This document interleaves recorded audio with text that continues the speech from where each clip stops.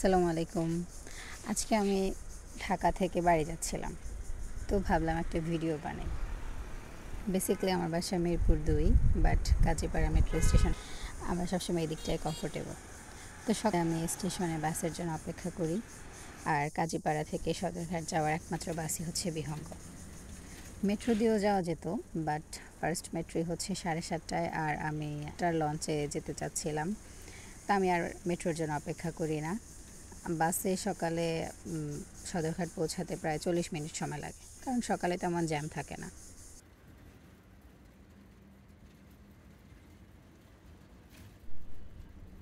তো বাস দিয়ে মেট্রো দিয়ে আসলে হচ্ছে এই পর্যন্ত, মানে যে বাংলাদেশ সচিবালয় পর্যন্ত আসা হতো।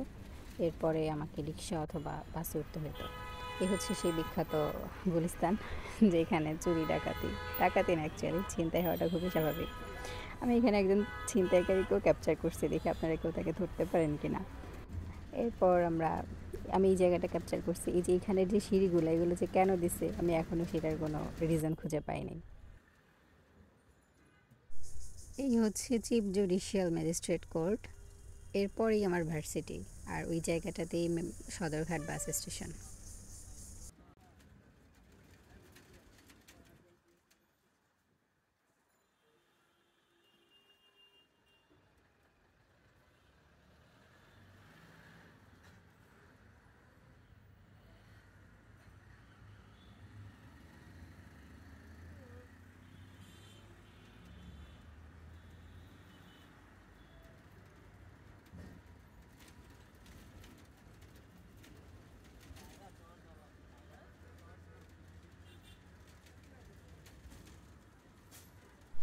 আর এই হচ্ছে পিঙ্কি আজমেরি গ্লোরি আর ভিক্টর ক্লাসিক।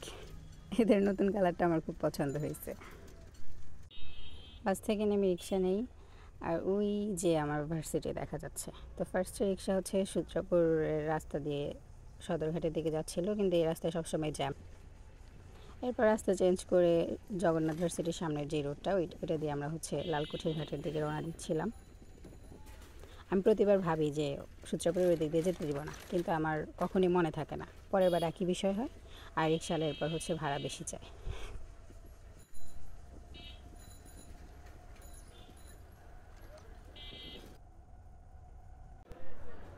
তো এন্ট্রি টিকিট কেটে আমি লঞ্চের দিকে যাচ্ছিলাম, বাট আনফর্চুনেটলি 8টার লঞ্চে অনেক বেশি ভিড় হয়, তো আমাকে 8:30টার লঞ্চটাই চুজ করতে হয়। তো ফার্স্টে যে সিটটা বুক করলাম, সিটে হচ্ছে রিভার ভিউ দেখা যাচ্ছিল না। এরপর সিট চেঞ্জ করে উইন্ডো সাইডে একটা সিট নিলাম।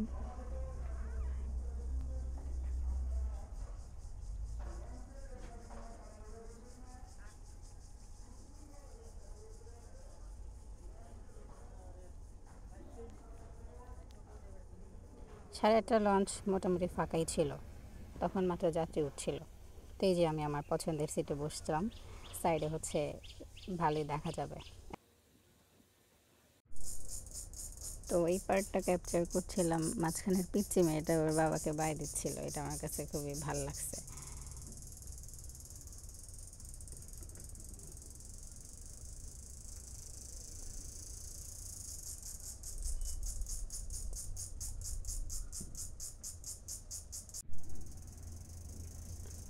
এরপর আমি কিছুক্ষণ নদীর দৃশ্য দেখলাম।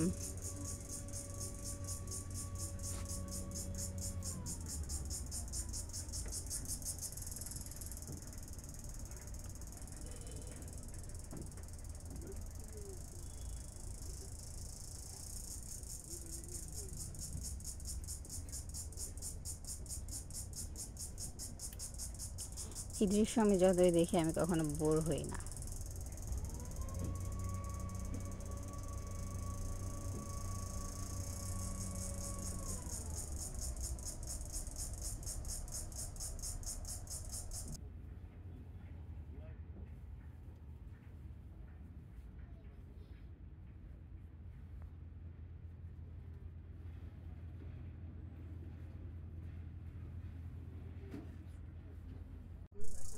কিছুক্ষণ পর আমরা মুন্সিগঞ্জ আসি।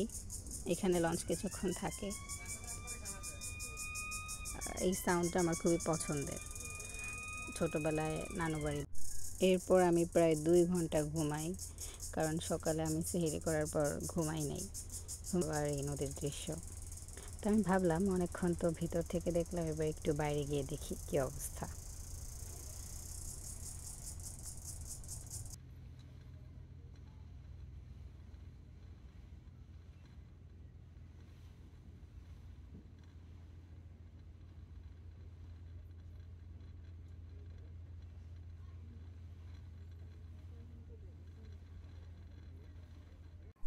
বাইরে যেতে এই সুন্দর দৃশ্যটা আমার চোখে পড়ল। এরপর একটু ক্যাপচার করলাম স্বপ্ন কিভাবে বাড়ি যাচ্ছে।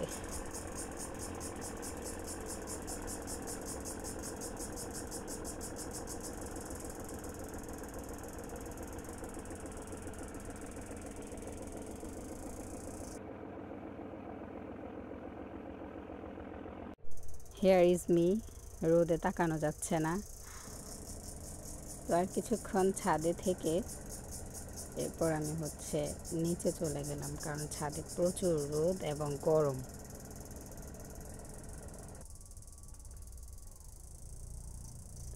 আধা ঘন্টার মধ্যে আমরা চাঁদপুরের কাছাকাছি চলে আসি। ওই যে ঘাট দেখা যায়, ঘাটে একটা লঞ্চ ছিল তখন।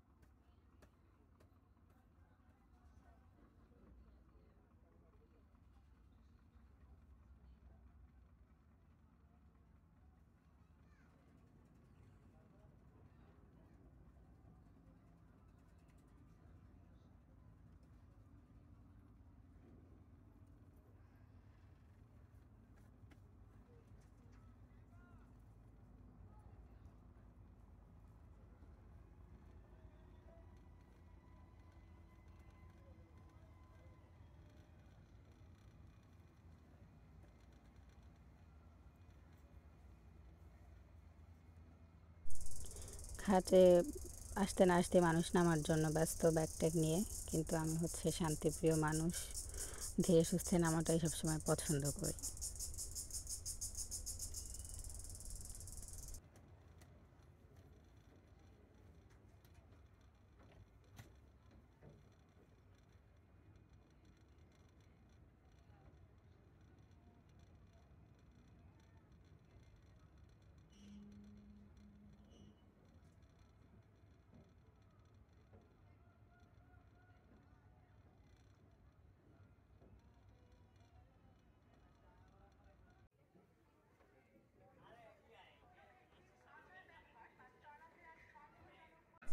বারোটায় আমরা চাঁদপুর পৌঁছে যাই।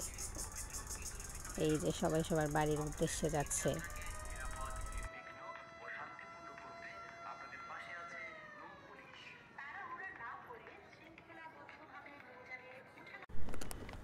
তো চাঁদপুর পৌঁছে আমি সিএনজি নিই, সিএনজি দিয়ে রায়পুরের উদ্দেশ্যে রওনা দিই।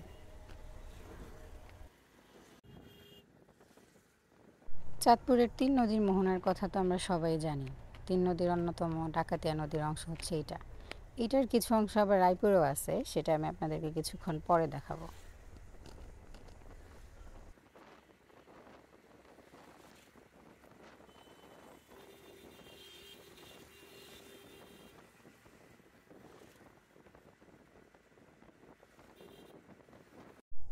তো চাঁদপুর থেকে রায়পুর আসতে প্রায় 1.5 ঘন্টা সময় লাগে। এরপর আমি একটা রিক্সা নিই বাড়ি যাওয়ার জন্য।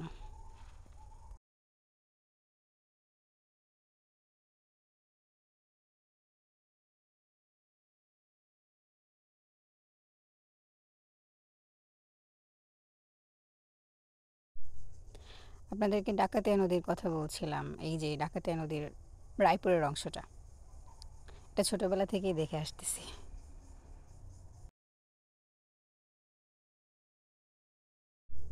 রিক্সাওয়ালা মামা বলতেছিল, আপা ভালো করছেন, 3 দিনে চলে আসছেন, এবার সন্ধ্যায় বাসায় ইফতার করতে পারবেন।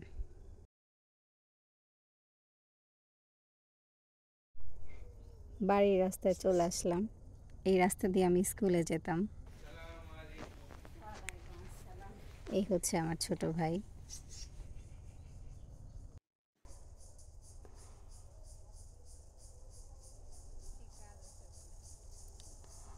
এই হচ্ছে আমার শান্তির বাড়ি।